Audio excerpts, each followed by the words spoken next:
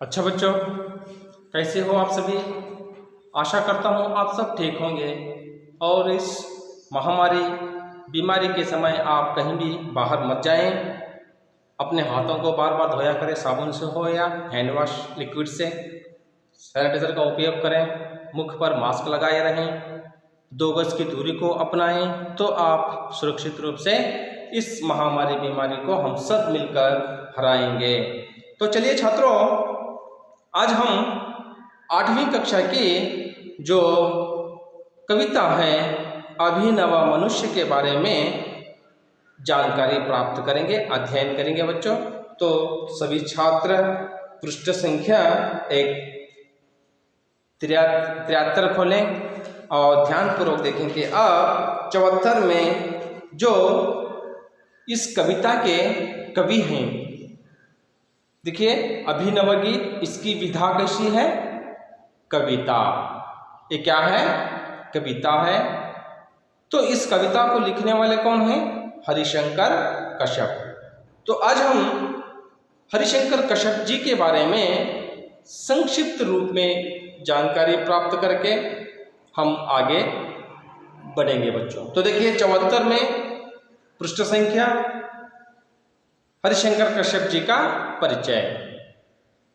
श्री हरिशंकर कश्यप हिंदी के प्रसिद्ध बाल साहित्यकार हैं। देखिए हिंदी साहित्य क्षेत्र के एक बाल साहित्यकार के रूप में हरिशंकर कश्यप जी प्रसिद्ध हैं। हिंदी साहित्य के बाल साहित्यकार में से ये एक बाल साहित्यकार जी हैं और प्रसिद्ध भी हैं।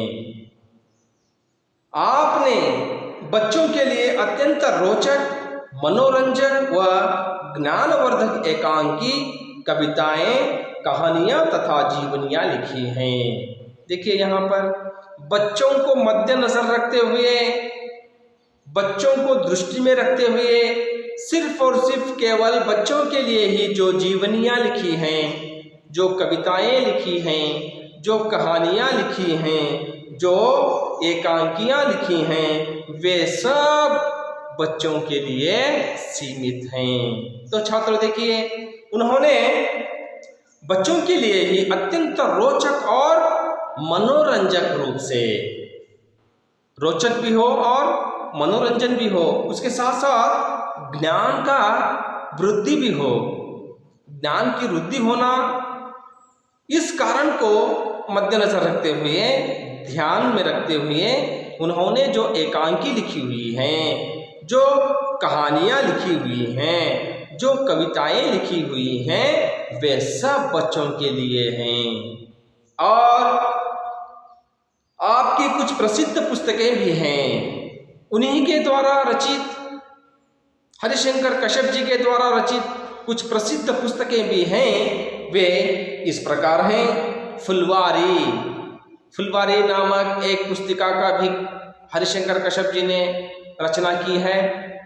झरना, मेरे देश के महान बालक, मेरे देश के मंदिर, मेरे देश की महान नारियां, मेरे देश के ऋषि मुनि, मेरे देश के संत महात्मा, देश की आन पर पूजा के फूल, ये सब उन्हीं के द्वारा लिखित बाल साहित्य हैं बच्चों।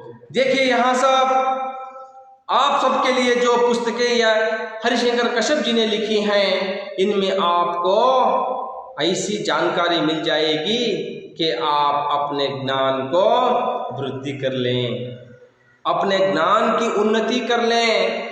इस प्रकार उन्होंने इन सब पुस्तकों का रचना किया है। देखिए आपकी रचनाओं के मूल तत्व राष्ट्रभक्ति, भारतीय धर्म और संस्कृति है। देखिए उनके रचनाओं में जो आप मुख्य रूप से देख सकते हैं बच्चों, क्या, भारतीय धर्म और संस्कृति और राष्ट्रभक्ति, इन महान उद्देश्यों को, इन महान शक्तियों को उन्हीं के द्वारा लिखित इन पुस्तकों में आप देख सकते हैं। वह पुस्तक फुलवारी हो सकती है, झरना, मेरे देश के महान बालक। देखिए यहाँ पर शायद आप अंदाज़ा लगा सकते हैं कि मेरे देश के महान बालक, अय बालको, तुम इस देश के लिए महान हो, इस देश के लिए तुम कुछ ना कुछ काम करो, कार्य करो, इस देश का नाम ऊंचा हो सके।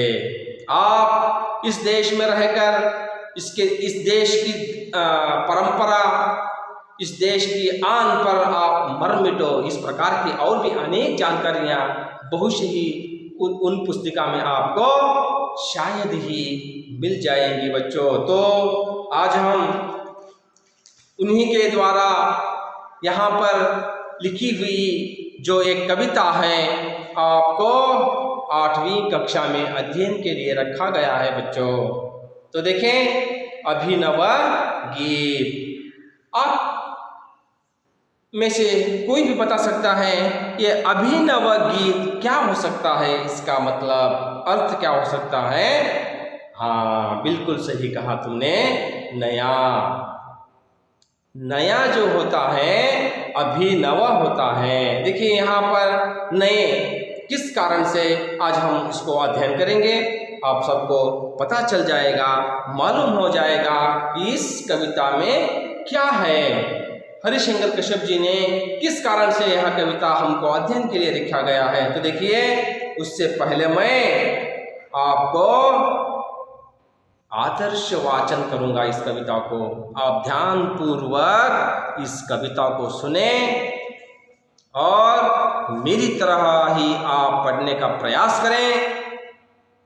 जिस तरह मैंने अल्प विराम, पूर्ण विराम, उद्धरण चिन्ह आदि चिन्हों को, विस्मयादिबोधक, प्रश्नार्थक चिन्ह आदि चिन्हों को मद्देनजर रखते हुए पढ़ता हूँ, आप भी उसी तरह पढ़ने का प्रयास करें बच्चों। देखें, सभी अपने अपनी पुस्तकें देखें, पेज नंबर 73। फूल सदा हंसते रहते हैं, खिल खिल कर झरते रहते हैं, रंग बिरंगी मोहक छवि से, अपने अंतर की सुगंध से, तन से मन से, निज जीवन से, सब जग को सुरभित करते हैं।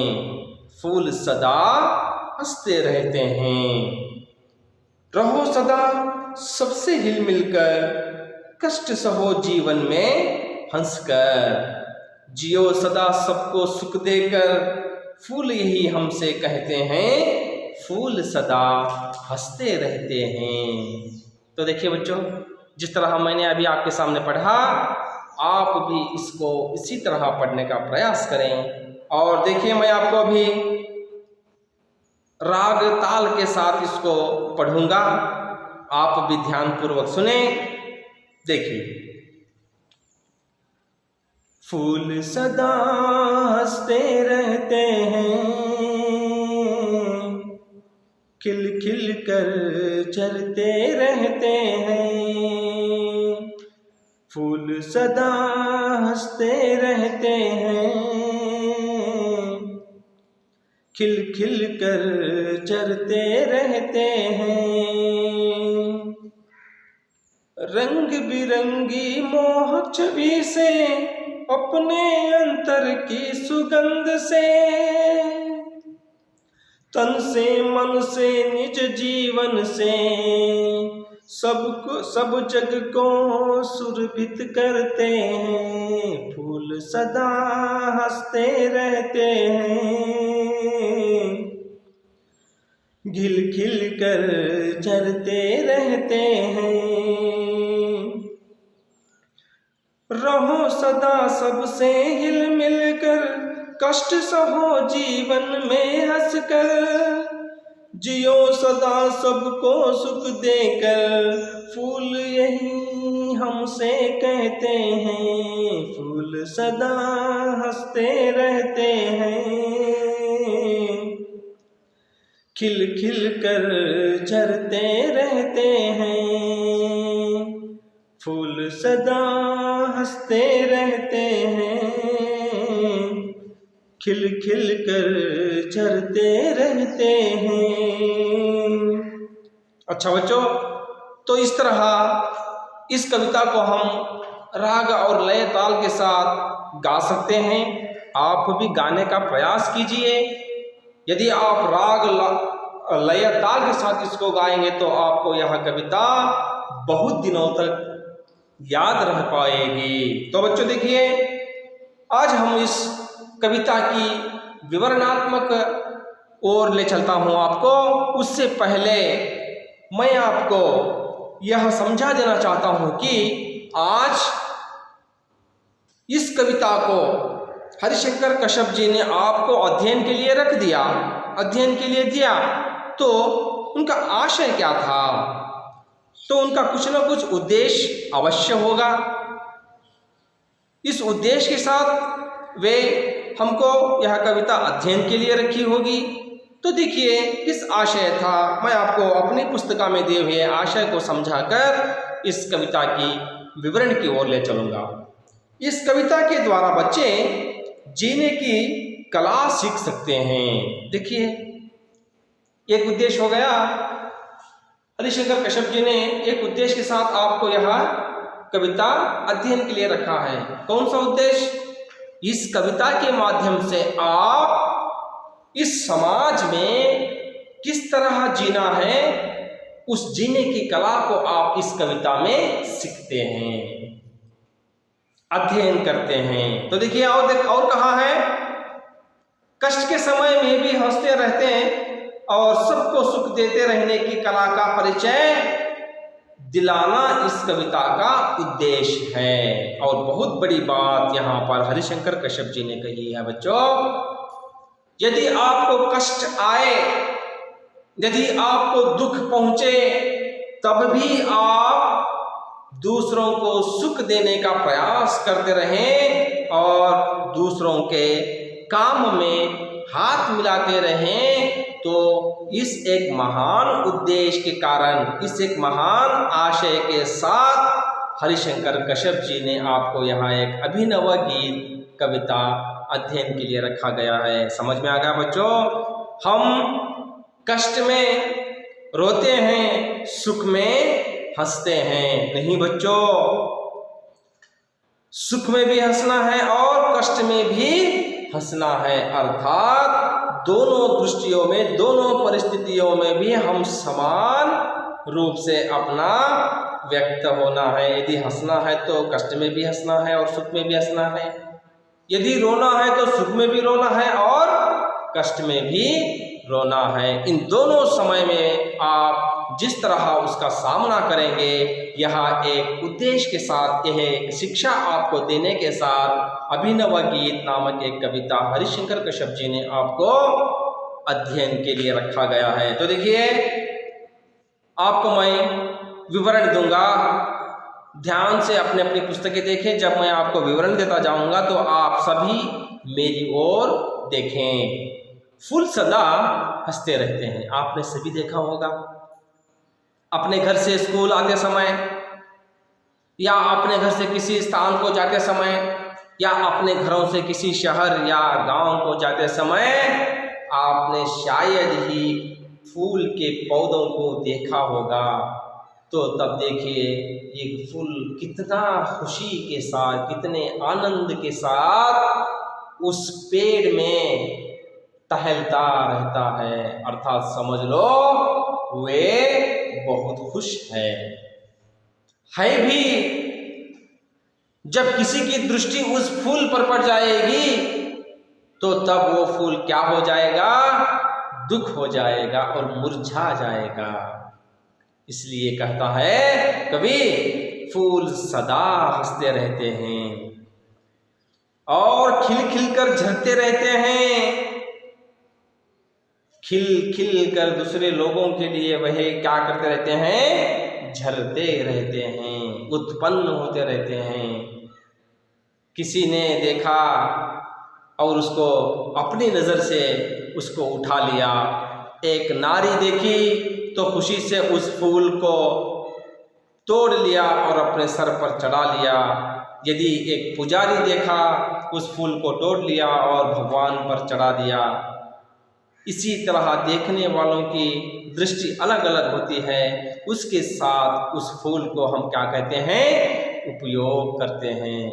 कभी भगवान के सिर पर चढ़ जाता है, कभी नारी के सिर के बालों में वे फूल भूषण के माध्यम में चढ़ जाता है। बच्चों देखिए, इस प्रकार फूल सदा हंसते रहते हैं और रंग बिरंगी मोहक छवि से, अपने अंतर की सुगंध से, रंग बिरंगी अनेक रंगों के फूल आपको सफ़ेद, पीला, गुलाबी, लाल आदि आपको फूल, रंग बिरंगे फूल आपको मिल जाएंगे और वे भी अपनी अत्यंत मोहक सुगंध के साथ।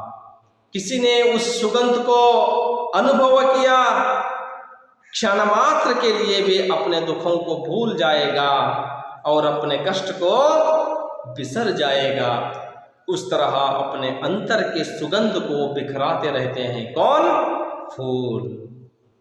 और अपनी अद्भुत शोभा के साथ, अद्भुत शोभा के साथ यदि देखिए किसी नारी के सर पर फूल चढ़ा हुआ है तो वे नारी का एक भूषण ही अलग होता है, उसका एक नजरिया, उसका एक दृष्टिकोण भी अलग हो जाता है बच्चों। इसीलिए हमारी भारतीय संस्कृति में उसको बहुत महत्वपूर्ण स्थान है छात्रों। और देखिए, तन से, मन से, निज जीवन से वे सुगंध, मैं इसको नहीं देना, मैं इसको देना, मैं उसके पास नहीं बिखरना, मैं इसके पास नहीं जाना, यह नहीं सोचता।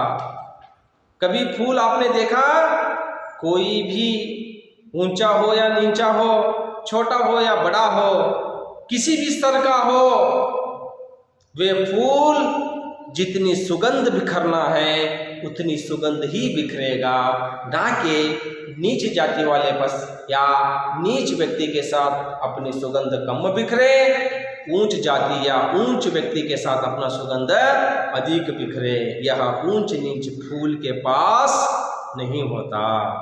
इसीलिए कहा गया है, हरिशंकर कश्यप जी ने अपने अभिनव गीत कविता में, तन से, मन से, निज जीवन से सब जग को सुरभित करते हैं।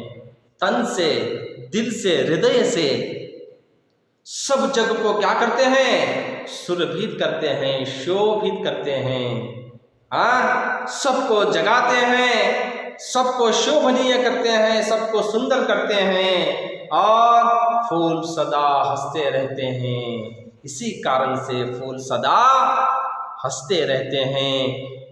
क्या आपको फूल को भी दुख नहीं होता? अवश्य होता है। फूल को भी दुख होता है यदि वो फूल पूरी तरह से खिल नहीं गया, तभी आपने उसको तोड़ लिया, तो उसको काट लिया, तो फूल को क्या हो जाएगा? दुख हो जाएगा, वे बहुत दुखी हो जाएगा। इसलिए उसको पूरी तरह से खिलने दो। वे खिल रहा है अपने लिए नहीं, दूसरों के लिए ही, दूसरे ही उसको ले जाएंगे। इस कारण से आप फूल को देखकर फूल की तरह सदा हंसते रहना सीखो। आपको चाहे कष्ट आ जाए, आपको चाहे मुसीबत आ जाए, आपको चाहे सुख आ जाए, दोनों समय में भी आप उस फूल की तरह हंसते रहना सीखो और रहो सदा सबसे हिल मिलकर। सदा आप अपने जीवन में सबसे हिल मिल कर रहना, सबसे मिलजुल कर रहना, किसी के पास भेदभाव मत करना, किसी के पास धोखेबाजी मत करना, सबसे आप हिल मिल करने की कला सीखो, शिक्षा पाओ। यही तो फूल हमसे कह रहा है। यदि फूल किसी के पास भी जाए, मैंने आपको अभी बताया, वे अपने सुगंध में, वे अपनी खुशबू में, वे अपनी सुगंध में कोई भी उतार चढ़ाव नहीं करता। जहां उसको किस तरह सुगंधित बिखरना है, जिस प्रकार वह सुगंधित आपको देना है, उसी तरह आपको वे सुगंध देता जाएगा। ना केवल मैं यहाँ पर हूँ, यहाँ थोड़ा सुगंध कम बिखेर लूँ, हाँ, और मैं किसी अमीर के घर जाऊं तो अपना सुगंध अधिक बिखेर लूं, ये सब फूल नहीं करते।